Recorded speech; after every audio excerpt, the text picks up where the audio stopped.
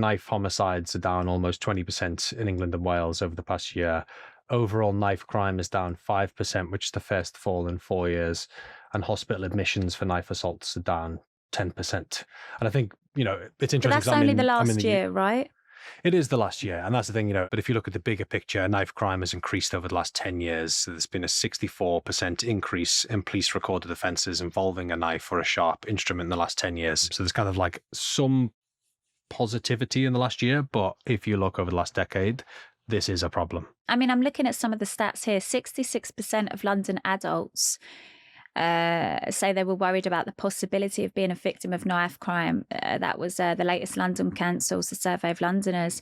And apparently it's even more of a concern for young people. 83% of people aged 16 to 24 in England and Wales were concerned about the levels of youth violence. Obviously, that includes knife crime. So whilst it has gone down over the last year or so, I think it would be irresponsible of us to suggest that this isn't a persistent problem. I think it's interesting. I'm in the US at the moment, and I'm doing a story about guns, and I was in a gun store yesterday.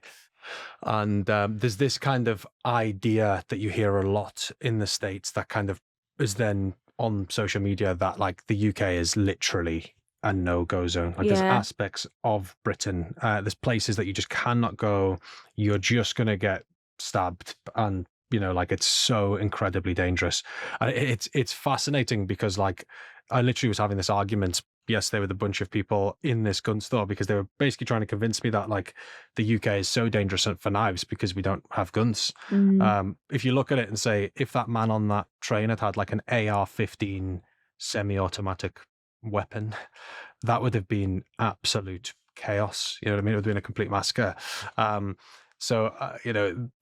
And the kind of UK homicide rate is kind of lower than a lot of kind of comparable countries. It's significantly lower than the US. I think it's like 7 times lower. It's lower than places like France and Sweden.